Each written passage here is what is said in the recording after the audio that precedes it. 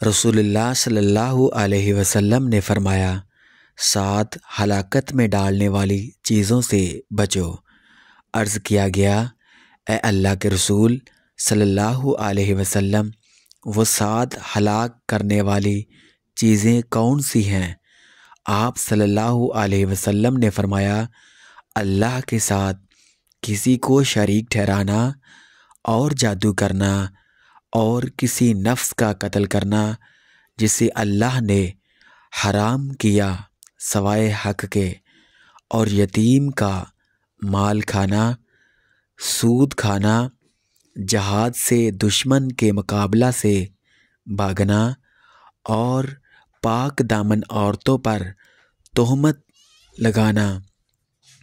मुअज़्ज़ज़ सामीन इकराम, अगर आप इस चैनल पे नए हैं तो फ़िक्र सुबहानी यूट्यूब चैनल को सब्सक्राइब कर लें। जज़ाकल्लाह खैरन कसीरा।